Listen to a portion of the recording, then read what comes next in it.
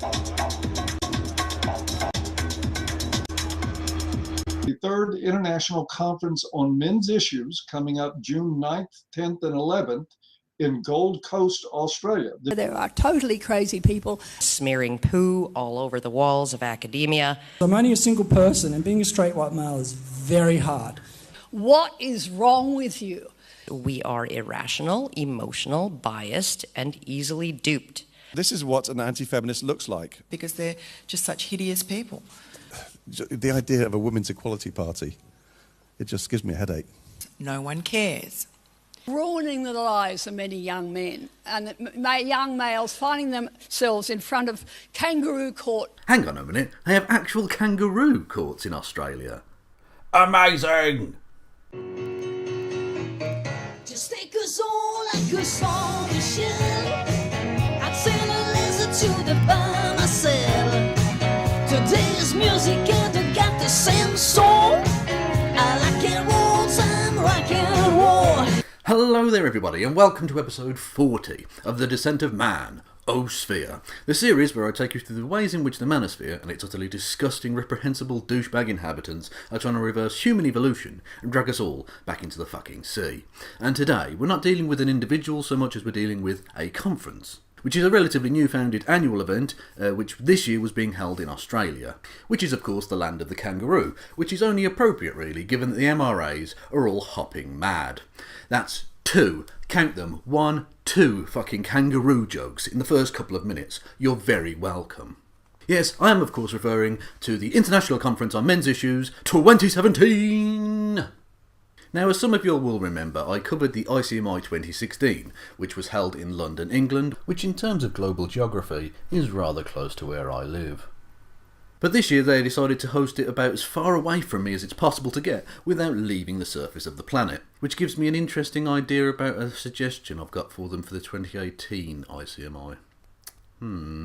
But anyway, the ICMI 2017 was held in Gold Coast, which is in Queensland, Australia.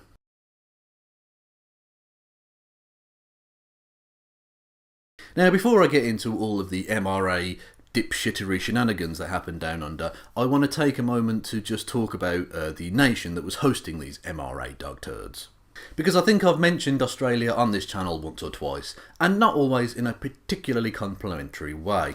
But I mock because I love. I mean seriously, any nation that can take cricket and rugby to its heart, as well as inventing its own mental as fuck sport, Australian rules football, seriously Google it, it's fucking mental. Anyway, any place like that is clearly a very, very special place indeed. I mean, they're a nation that just has fucking kangaroos hopping down the road. Just look at this cheeky bastard. He don't give a fuck. He didn't even indicate. And regardless of what any Australian tells you, that is an everyday occurrence which happens all across the country on virtually every road every single day. I know they'll say otherwise, but I think we all know the truth. And another element of Australia that makes it the mental as fuck place that it is the absolutely delicious array of absurd place names, like these. Cockwash, which just sounds like good male hygiene advice to be honest. Dog Swamp, which is just fucking weird. Humpty Doo, which sounds like what you would get if Humpty Dumpty married Scooby-Doo, but whatever. Humpy Bong, which it just sounds a bit dangerous. Titty Bong, which sounds quite fun at first until you think about the practicalities involved, and then it becomes rather gruesome. Eggs and Bacon Bay, I swear to God I'm not making these up. Mount Buggery, I'll repeat that one. Mount Buggery. And my own personal favourite, Chinaman's Knob. For those who don't know, knob is a slang term for penis. Yeah, they really aren't a normal country at all. I mean, the Australian Conservative Party is called the Liberal Party. Now, in what other nation on the planet would that be cool? I mean, seriously, they're just fucking mental.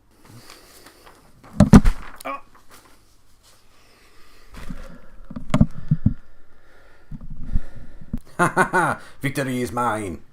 And one final thing on the country of Australia itself before we actually get on to talking about the ICMI, which I promise this episode is still about, honestly. I know I haven't talked about it virtually at all so far, but it is.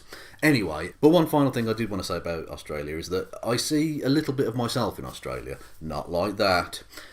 It's because... It's that Australia is comfortably the sweariest nation on the planet. They have an unofficial national motto, which is this. Australia cunt! Australia cunt! Australia cunt! Fucking Australia cunt! Yes, it's Straya cunt, which I will translate for the English speakers in the audience is Australia, comma, cunt, exclamation mark, or exclamation point if you're American, which is an exhortation to personal and national pride, somehow. And the inherent sweariness of Australia as a nation came to the fore in one tangential way to the ICMI, which was that the national television broadcaster in Australia, the ABC, the Australian Broadcasting Corporation, hosted a debate which actually involved Karen Strawn, who people who've watched this series will be aware of, as she's a previous inductee into the Hall of Shame that is the descent of Man-osphere. A sober, rational, serious debate between MRAs and feminists, which was entitled, and I swear to God this is true, it was entitled, Is Male Privilege Bullshit? Which, regardless of where you fall on that as a question, in what other nation on the planet would you get the national television broadcaster, which is, funded by like taxpayer money and all the rest of it, host a serious debate show and you'd still have a swear word in the title of that debate? It wouldn't happen anywhere else. It's the most Australian thing ever. I mean, the only way it could have been more Australian would have been if the ABC was also housing immigrants in, dare I say, Holocaust-like concentration camps in places like Papua New Guinea, whilst also, having slaughtered the vast majority of the indigenous population. It would have been more Australian then. Australia, cunt.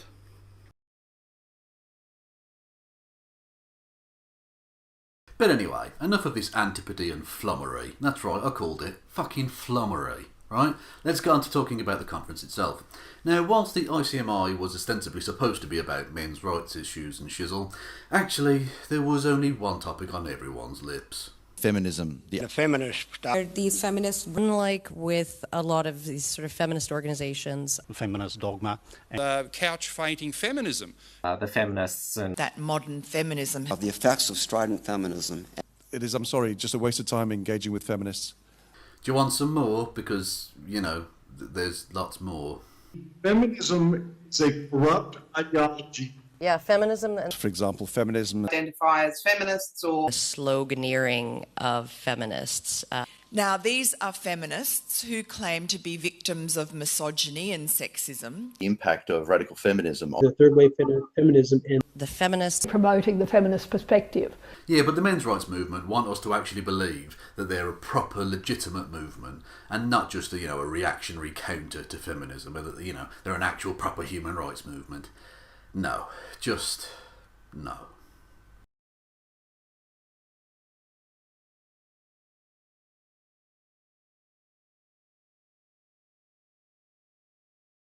Now, a theme that popped up repeatedly across the course of the conference was this particular little talking point. I feel very sad that you have now something called identity politics. So male, female, and all this other baloney about identity politics. To control what we say and how we think, to inject identity politics into every aspect of our lives, using the excuse of preventing domestic violence. And so too, your average person knows that identity politics is very limiting. I mean, oh my fucking God, that is the stupidest thing ever, isn't it? You are literally decrying identity politics whilst at a men's issues conference. You are literally standing there telling us how bad identity politics is when you're dealing with political issues based around an identity. Men on this occasion, right? I mean, that's so stupid it's beyond satire. I mean, it's a fucking farce. But anyways, moving on. Now, before the main conference itself started, the organisers of the ICMI decided to have a press conference. And whilst most of it was a lot of old bollocks, as you would expect, there were some pieces of derpitude that I felt needed to be cleaned up. So let's take a look, shall we? Part of a politician's job is getting re-elected. And if you have this massive, well-funded propaganda machine, essentially, whose slogans everybody understands, and of course nobody's going to say, oh, women don't deserve equal rights or anything like that. And so all they have to do is say, if you're an anti-feminist, you don't think women deserve equal rights. And so they have a very, very simplistic narrative that's well understood by the public. Well, Karen, I wonder where people might have gotten the impression that men's rights activists aren't necessarily in favour of equal rights. One, I am not equating women to dogs, and not just because dogs are loyal and unconditionally loving. In area after area, the feminisation of workforces has been a disaster. Should women be allowed to vote? It's a serious question. It's been almost 100 years since women en masse throughout the West have been permitted to vote. The result has been, particularly in Europe, an unmitigated disaster.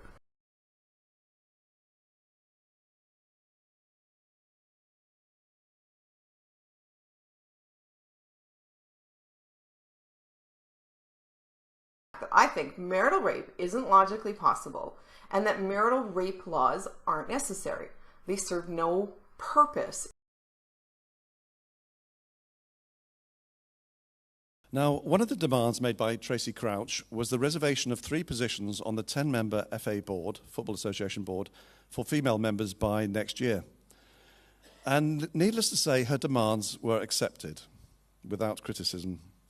In the mainstream media or across football, it was appalling, but it's a sign of the times. Yeah, it's because of shit like that, isn't it, Karen? I mean, that last clip there was a guy called Mike Buchanan, who is leader of the laughably named Justice for Men and Boys, and then in brackets, and the women who love them, in brackets, party, here in the UK, right? And he's saying that it's disgusting that there's a new guideline in place that 3 members of the 10-member board of the FA, which is the Football Association, which is the governing body for football or soccer, if you're American and or Australian and wrong.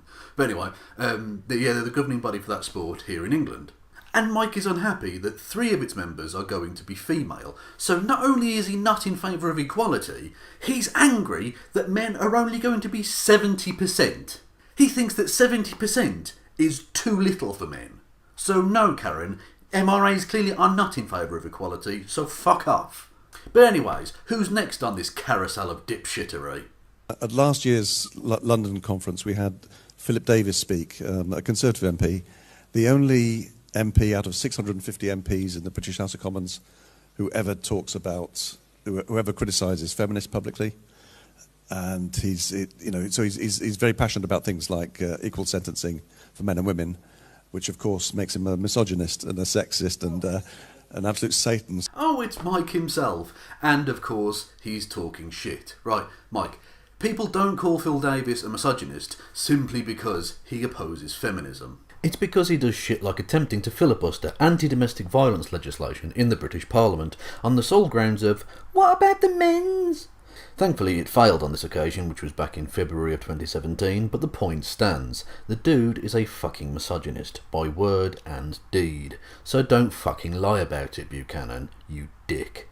Any other dumb shit from you lot? First of all, I'd like to say that for most of my life I've considered myself left-wing. When I was younger, I probably would have called myself a socialist. The reality is I will not call myself left now because I feel the left moved somewhere that I didn't recognise. So I suppose you could call me centrist now. No, the men's rights movement is absolutely not a conservative organisation, or a conservative movement is absolutely not right-wing. The MRM is not conservative. Are you fucking kidding me? Well, if that's the case, then please do mansplain to us all why people were saying this kind of shit at your fucking conference. If you really wanted to break the so-called cycle of violence, you could start by ending the welfare incentives for unsuitable women to keep having children. And I ended up being appointed by John Howard's government onto various government committees designed to reform family law, and that led to some real breakthroughs. She went out and tried to build an identity coalition. She said, if you're female, you should vote for me. If you're black, you should vote for me. If you're Latino, vote for me. If you're gay or any of those alphabet categories, you should vote for me. LGBT, WTF people, you should vote for me. But I've been a lobbyist in the Parliament House, and I got many successes through John Howard. John Howard was a champion of champions in family law in the Australian Parliament.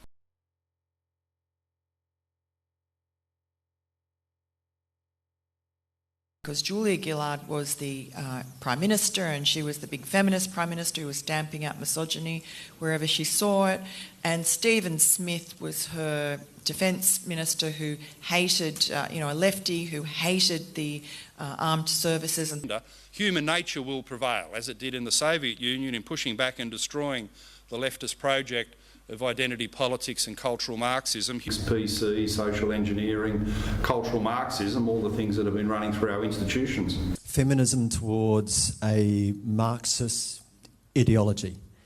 Now, that's what the feminists do towards capitalism. The Chinese government funds a lot of the Marxist parties. Post-structuralist Marxism. You know, the neo-Marxist feminists. And that was just the fucking bits from the conference itself, right? The MRM as a whole is just fucking chock full of conservatives and libertarians and alt-right gobshites. I mean, just the fucking works. And look, you're free to be as right-wing as you want to be. Just don't fucking lie about it. Don't pretend to be non-aligned or non-partisan when that isn't fucking true. Now, people may bring up the fact that they had at this year's conference a guy called Mark Latham speaking, and he did speak there. And Mark Latham's actually an interesting character because he's the former leader of the Australian Labor Party, which at least is nominally the Social Democratic Party, the kind of centre-left party in Australia. And indeed, like I say, he was formerly the leader of that party, and indeed formerly, whilst in that role, the leader of the Australian opposition. But I wouldn't hold him up as your left-wing standard bearer, because that doesn't come out well for you, because regardless of whether he was ever actually left-wing, and Australians could probably tell you better, he most assuredly is not left-wing now. Hi, I'm Mark Latham. I've been fighting as hard as I can against political correctness, against social engineering, against the way in which left-wing organisations have run through and taken over our major public institutions in Australia. But that's really what we're saying is that we've got so many changes happening in Australia. The imposition of political correctness, social engineering, the nanny state, cultural Marxism through our institutions. You know, count the institutions, ABC, SBS, both major political parties, through the parliament, through the schools, the university system, safe schools, safe spaces, 18C, all these new politically correct social engineering mechanisms from the left. Here at Mark Latham's Outsiders, we've been keeping an eye on a really worrying development in Australian politics, the rise of anti-white racism. Yeah, so even the supposedly left-leaning characters and figures within the men's rights movement are actually right-wing as fuck. Which again, you're perfectly entitled to be, just don't fucking lie about it. Anyways, let's have one more piece of bullshit from the press conference, shall we? And there was about 2 minutes where we discussed false rape accusations at the interviewer's request. And out of that 45 minutes, she took, this is all she put of me in her article, she took a sentence fragment of a quote and used it as evidence that, like every other MRA, we're obsessed, absolutely obsessed, and can hardly talk about anything other than false rape accusations. And it's our old friend Karen Strahan again. Look, Karen, obviously MRAs do talk about various other things as well, but false rape accusations are still a very significant obsession for MRAs. And their reaction to it and their constant bringing up of it is way out of proportion to the size of the actual problem in reality. It's gobsmacking watching the growth and the use of false accusations of domestic violence or sexual abuse to gain leverage in family court situations. If you're in a live-in relationship and if the guy decides to walk out, the woman can file a rape case on him. There has been an increase in awareness about false accusations because of some of these high-profile cases on the university campuses. And so this is another instance where what the feminists are trying to do is subvert the presumption of innocence and indulge the presumption that the woman must be telling the truth. If I could just change things like this, would be a similar punishment to people who file false cases, to women who are abusing these laws. You know, as much as a man would get punished if he had actually done something like that. Which is all about this so-called rape culture on campus. There are plenty of reasons why a woman might falsely accuse a man of rape. My personal opinion about it is we need to prosecute false accusers. The Women Commission also openly accept that there are huge number of false cases. And again, those were just the clips from the ICMI 2017. If you take the MRM as a whole, one of the great big talking points is false rape allegations, and it's totally out of kilter with the reality of the situation. And the thing is, the men's rights movement clearly do have some genuine fucking issues, which are of much more significance and much more of a problem generally in society. So I don't get why you keep harping on about false rape allegations. It doesn't make any fucking sense. Gynocentrism. Gynocentrism. Gynocentrism. Gynocentrism is gynocentrism. Feminism and gynocentrism. Now I want to introduce you to my favourite new person from the conference. And when I say favourite, I mean least favourite. But, you know, anyways, it's this woman. This is Bettina Arndt, and she is a journalist and former sex therapist. And with her kindly mannerisms, tone of voice and folksy turn of phrase, she kind of reminds me of a sort of, I don't know, kindly old woman, sort of rather batty, dare I say, senile old woman. But then she comes out with some of the most repugnant shit, and therefore proves that she belongs very much in the men's rights movement. A perfect example of which we're about to see, because now it's time for...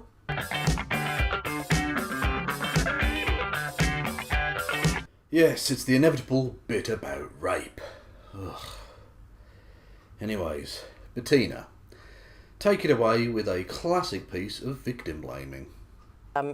So when you grow up and you're coddled as a girl, and then you're not encouraged to achieve full adulthood, and you know everybody still wants to coddle you, from your parents, your significant other, the state, the courts, right? Everybody's concerned about your well-being and concerned about, you know, whether you're hurt or whatever.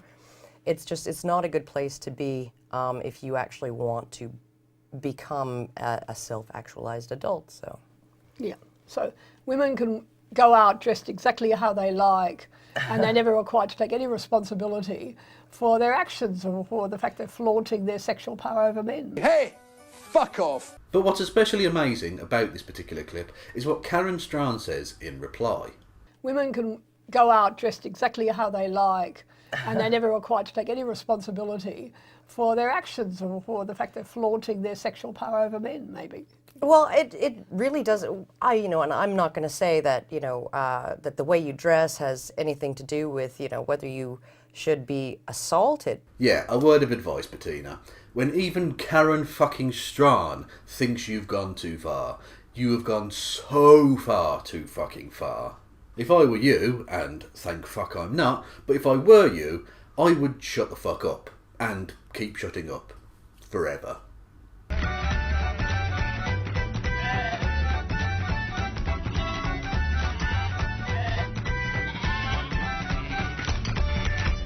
Now, given what we've just seen from Bettina Arndt, it should come as no surprise to anybody that she was the keynote speaker of the ICMI 2017. But let's just take a look at a few of her highlights. And when I say highlights, I don't mean highlights. At all. There are, of course, there were a lot of well-educated professional men who often shunned involvement with the men's groups. And so they fight individual battles involving highly paid lawyers. And to me, this is one of the key issues that bothers me about the whole men's rights movement, the fact that most well-educated, powerful men are really reluctant to associate themselves with a group of men that they see somehow as losers. Well then, Betsy. Can I call you Betsy? Fuck it, I'm calling you Betsy. Anyways, well then, Betsy. It's not just because the men's rights movement are seen as losers that well-educated and powerful people want nothing to fucking do with you. It's because you are toxic as fuck. It's because people don't want to associate with you because you are full of the worst kinds of bigotry and hatred. Men are on a very short leash indeed, always in trouble for not doing enough.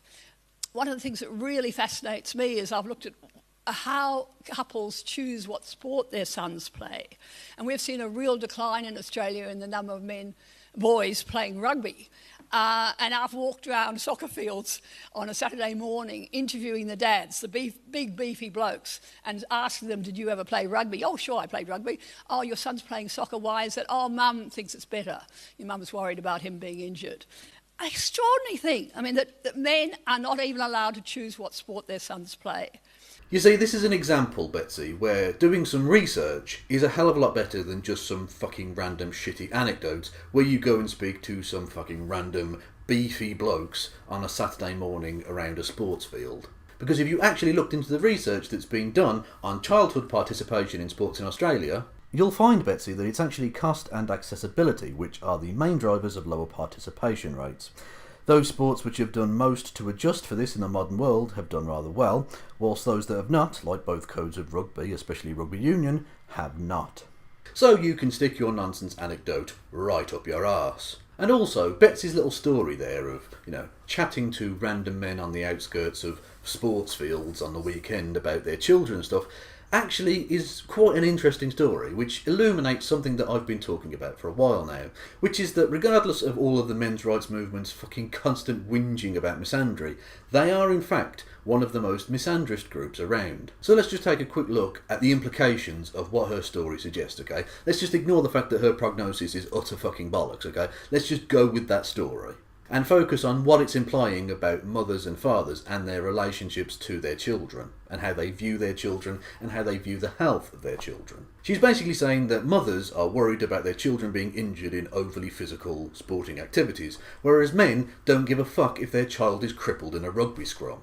Now, whilst such injuries in rugby are relatively rare, they do fucking happen, and everyone knows that they happen. And also, in recent years, there have been several very high-profile pieces of research which have been done and published into the effects of sports like rugby union, rugby league, the NFL in America, and college football in America as well, and various other, high-impact sports like that, and the effects that that kind of high impact sport can have on the human body and indeed the human mind, which have been very negative. And that negativity will be amplified because when you're dealing with children, the effects are going to be much more extreme, potentially.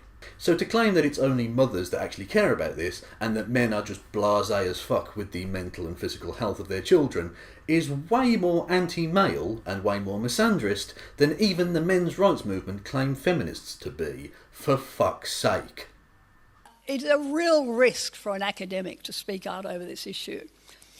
Luckily enough, I could draw on Mark Latham's success in digging out the one statistic that really matters, that an astonishingly small 1.06% of women in Australia experience physical violence in any year in Australia.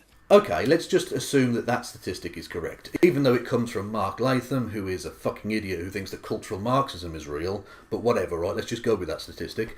So it's 1.06% of the female population, which in Australia equates to around 120,000 women. So you hear that, 120 fucking thousand Australian women? You're just part of an astonishingly small percentage, according to Bettina Arndt. Therefore, just get the fuck over it. And people think that the men's rights movement are callous to the point of being evil pricks when it comes to female victims. That tiny figure is always buried in statistics that are designed to inflate what's happening. By, for instance, talking about lifetime experiences of violence, as if something that happened 40, 50, 60 years ago is relevant to what's happening today. Oh my fucking god, Betsy. That is so fucking dumb. That is too dumb on so many levels, right? Firstly, regardless of when in someone's life a thing occurs, an act of violence can leave huge psychological and emotional effects and scars upon a person for the rest of their lives. Therefore, it's clearly very relevant to the present world. Secondly, we know that domestic violence is very often a cyclical thing, which is essentially handed down from generation to generation. So understanding patterns and levels of domestic violence in the past is absolutely crucial to understanding levels and patterns of domestic violence today. And it's even more pressingly relevant than just that, because of course understanding past levels of domestic violence impacts our current understanding, and that current understanding massively impacts public policy formation and government legislation writing, and indeed coming up with and implementing policing guidelines as well as prosecution guidelines and sentencing guidelines to do with domestic violence. So obviously it's massively relevant to today. And thirdly, and finally, and very possibly the most stupid element of what you just said, was that you are saying that things that happened in past decades are not relevant to today. But you are saying that in a speech whose core tenet is that things that happened 20, 30, 40 years ago are having a massive impact on marital relations today. In other words, you are saying that things that happened 50 years ago aren't relevant today, but also saying that things that happened 50 years ago, 40 years ago, 30 years ago, 20 years ago, and 10 years ago are relevant. I mean, that's too fucking idiotic for words. I mean, that's cretinous. Universities, as I've said, we need to help the university administrators, the academics, the members of council. We need to get to them and say, stand up to this campaign that is underway already, which is designed to promote this idea of a rape culture on campuses. One of the things I want to do is tackle this women's studies programs, which are the source of a lot of the antagonism toward, the anger in young women about their lot. And to me, that's what came out in Cassie's interview with the project. There are a lot of young women who've been through university who have been captured by this nonsense being taught in the women's studies program, and they believe it, and that's their view of the world. And yet more hostility to higher education coming from the men's rights movement. What a fucking surprise. And by the way, Betsy, do you remember earlier when we were talking about why well-educated men want nothing to do with the MRM? Yeah, well, trying to smear shite onto higher education and academia isn't helping your cause. But anyway, moving on. Cassie J. And we have had red pill screenings around Australia. We invited Cassie J to this country to attend the conference. Let's talk about Cassie J and the red pills. This is the one and only Cassie J, the director of the Red Pill movie. So we've got a screening of the red pill. Cassie's documentary brings a very human perspective to the entire issue. Specifically, we're here in support of Cassie's movie. Oh yes, there was plenty of talk about the Red Pill documentary and Cassie J, its director, at the ICMI 2017. In fact, there was even a showing of the propaganda fucking nonsense film. But I'll keep my powder dry on that one and do a separate standalone video about the Red Pill and Cassie J and all of that shit. Because frankly, I think it's worthy of its own standalone analysis. Although it was funny that Cassie J went to the conference and they didn't get her to make a speech, which was just a bit odd, but whatever. So anyway, let's wrap this shit up, shall we? Right, there are several points I wanted to sort of get onto, but never got round to because of time and...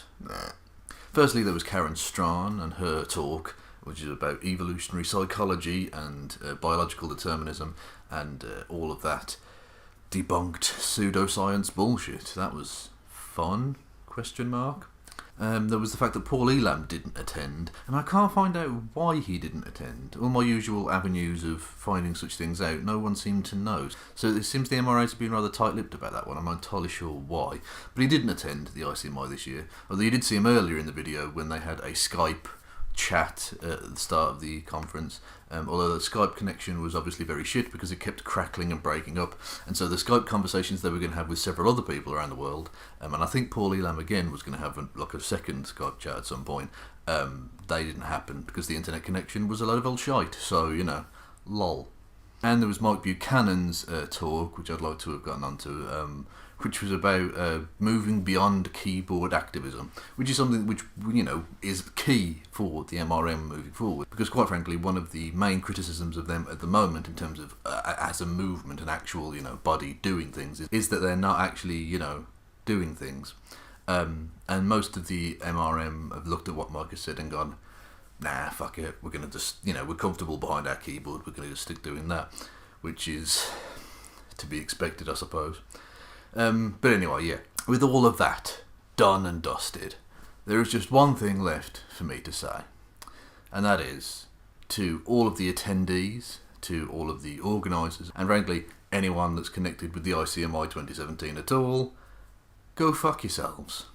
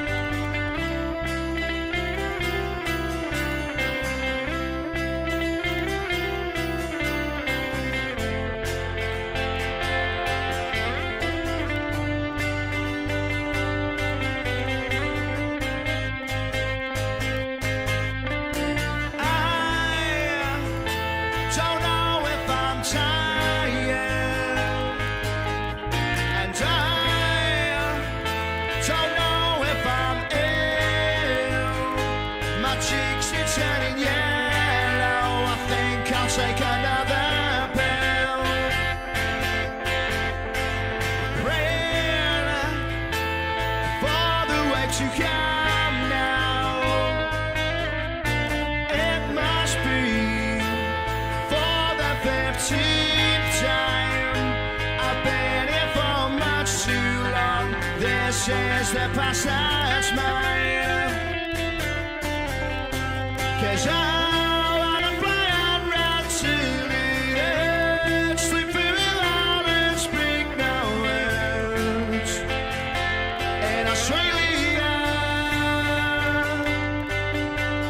'cause I wanna fly and run to it, sleep through all and speak no words. In Australia, in Australia.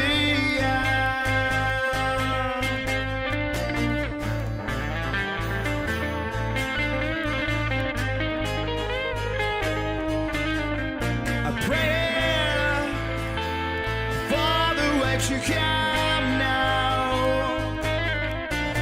It must be for the very last time. It's 12 o'clock at midnight. There must be someone to blame. 'Cause I wanna fly and run to it, sleep through all and speak no words. In Australia,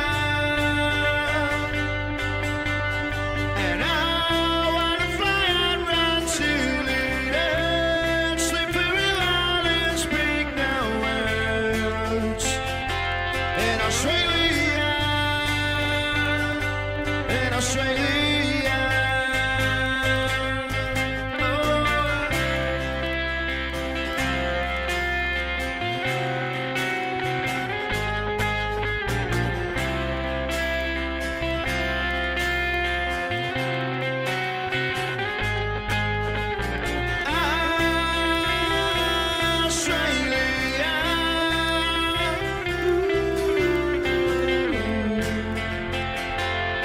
Australia,